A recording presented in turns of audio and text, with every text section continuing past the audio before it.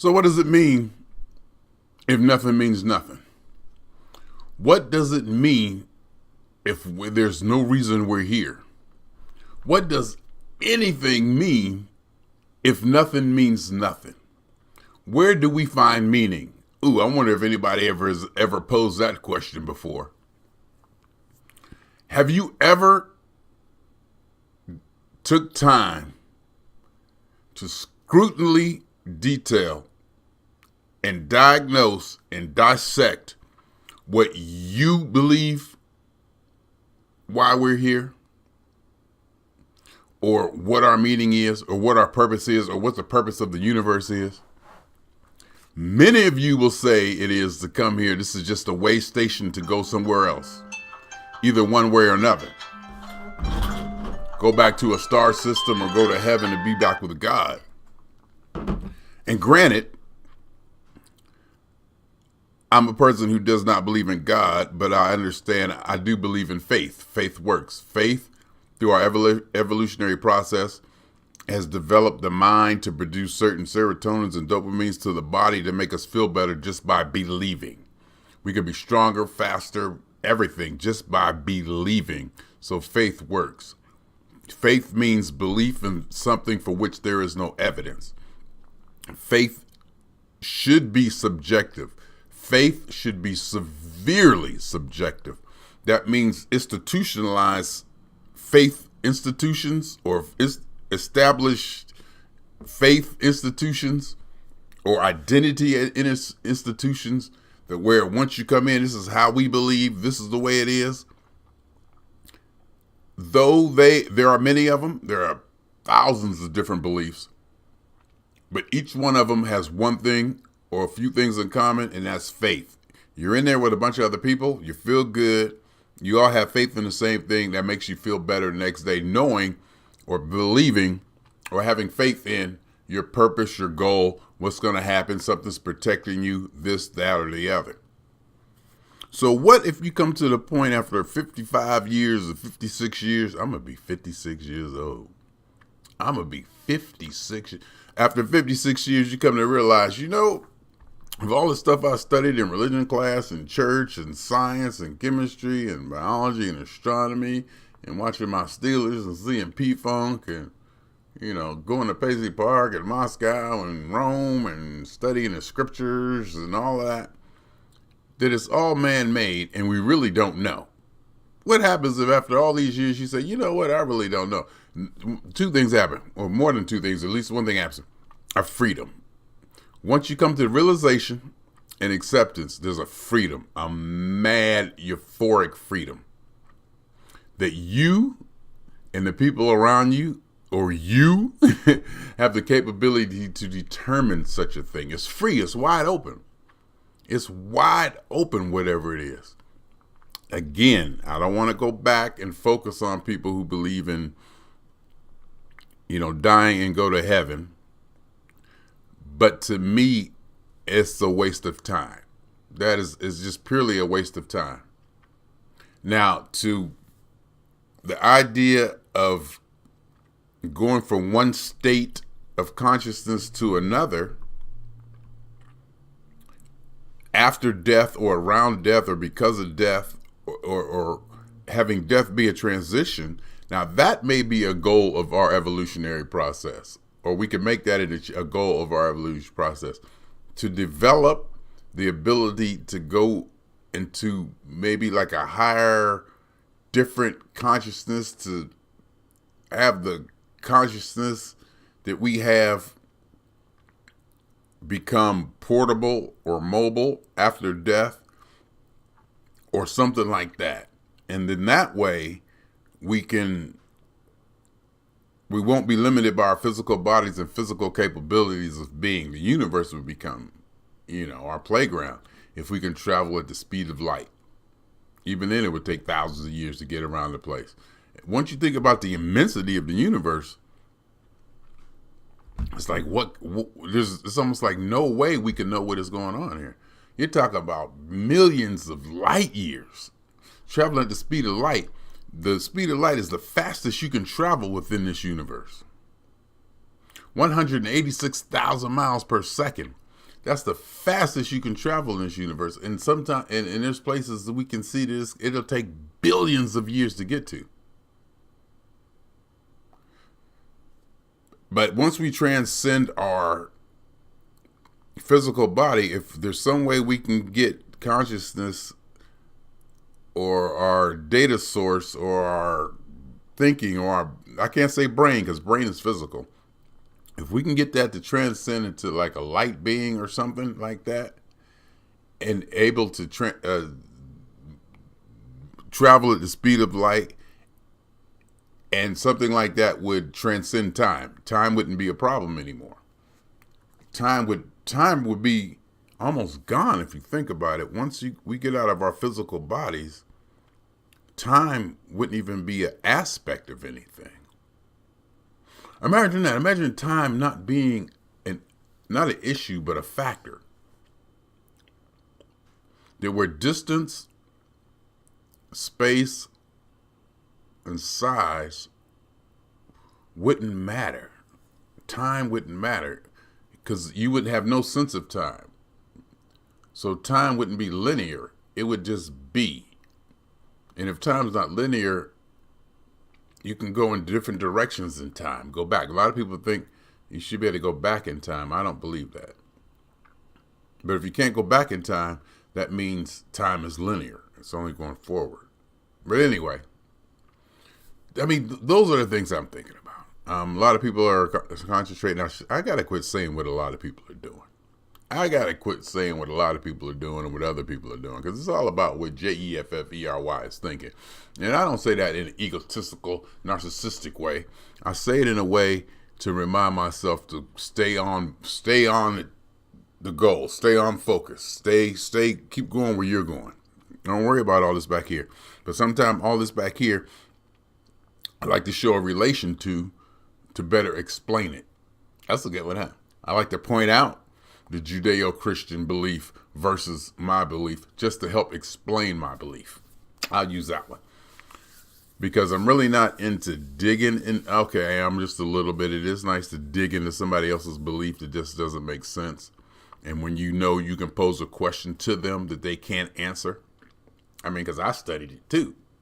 I studied the good book in the Bible too. So I know the questions that can't be answered only by faith, only by what you believe. And if you go back to what I was saying before, it's all about what you believe. It's all about what the subjective individual believes. It's what you want. It's not about identity politics. It's not about your church. It's not about your mother. It's not about your father. It's not about your family. It's not about the society. It's about what you believe.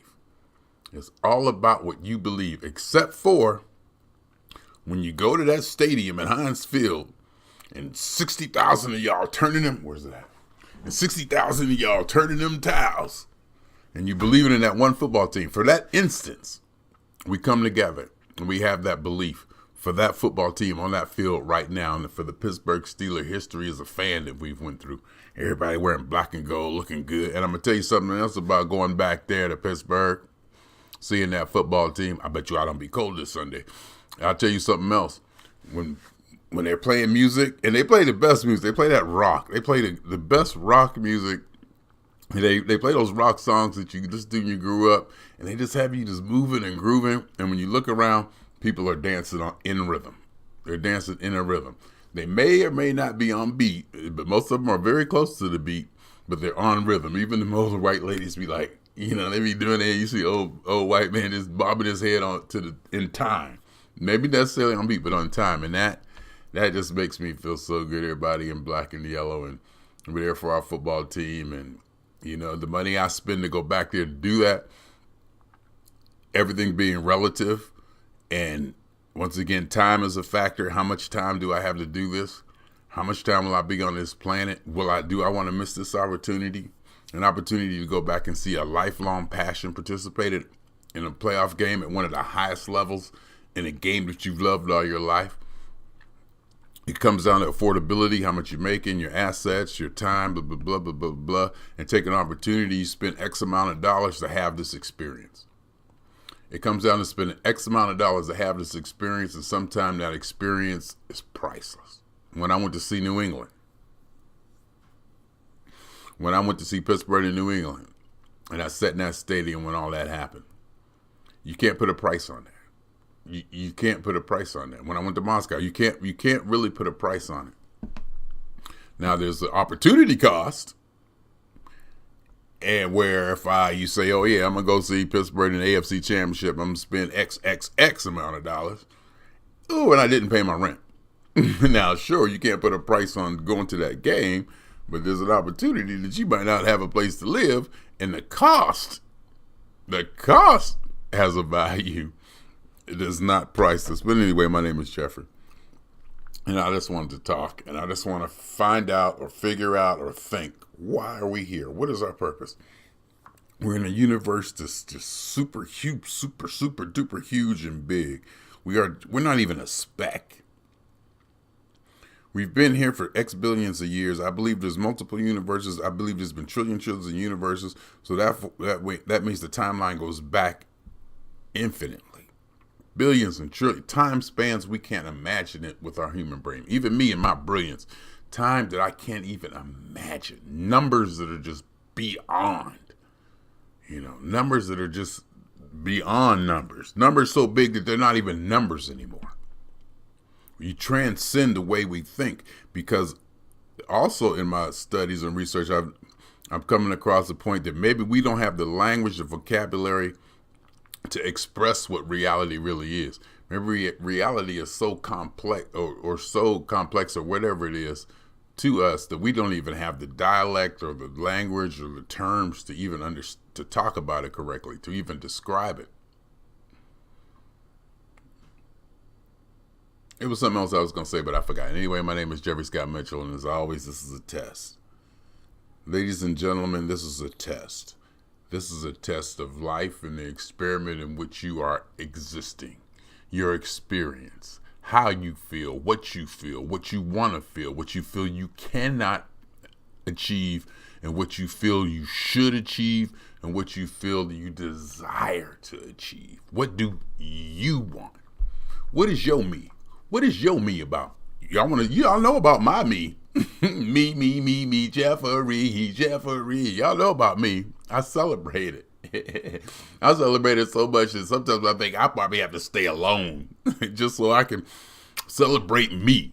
I don't want to share it. Not that I don't want to share it. I just want to celebrate me and be into me, and that leads you to independence. To be that, it comes to independence. To go and do and to be and to think and all that is going to lead you to independence. And I don't seem to mind that independence. Not to be bothered, to be left alone, to think and do what I want is most precious right now. To allow my mind, because a lot of the gurus and, masters and sages, you notice they went away for 40 years. They went in the desert for 40 years, or they stepped away from society for a long time.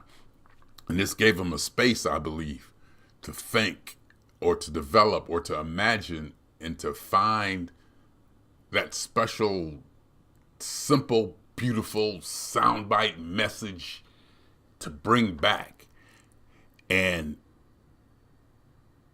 I forgot what I was going to say again. But anyway, meditation and all that stuff, to bring it in. Have a space big enough to where you can think undistracted, and not only a distraction but like TV or something, distracted politically and thought wise, to be able to go after an idea that may or may not be so far out there, to be able to develop it and not have conflicting ideas come in. But there's nothing wrong with having conflicting ideas or having your ideas scrutinized. Sometimes it's better to just let them flow, like if you're fishing, just fly that out there. You don't want the wind. You just want it to fly out there at this point. You want to see how far it can go and then do the scrutiny. You just want to get out there. You want to be able to imagine things that no one's imagined before. You want to be able to imagine things that no one else has imagined before. And I believe that out there, or once we find that thing, it's going to be so simple.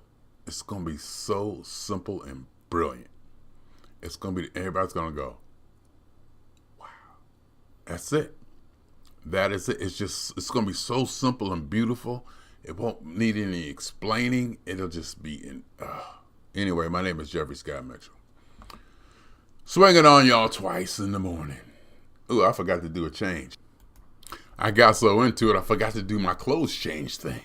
You know how I like to hit pause and put on a shirt to make it seem like, poof, ooh, look like he magically put on a shirt. You know, I like doing that. So I'll put on some glasses or something to make it look like I just changed super duper cool. Because I even forgot what I was talking about. See, I got so deep into what I was talking about that I forgot to do the change. See, do I look crooked? Is this crooked? Why does this look crooked? Am I crooked? It seems crooked, doesn't it? Look, watch. See, doesn't it look crooked? Am I straight and the shirt is crooked? What's going on?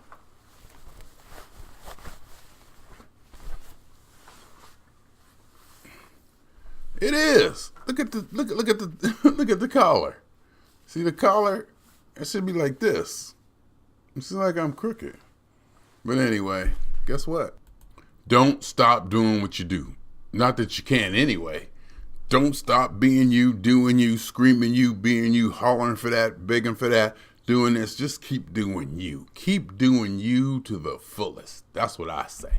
Everybody do their own thing. People who agree, don't agree. Let's just all keep doing it because we doing it. Doing it. Turn up the heat, light my fire. I think that's Rick James. And on that note, we'll sign off. I think I'm ready. See, here's where I wanted to end up. But I still want to know why this collar is doing what it's doing. It's crooked. It is literally crooked. Is it the way I'm sitting? Or is the shirt broken? Is my shirt broken? It was a good shirt when I got it, even though I did get it on a discount.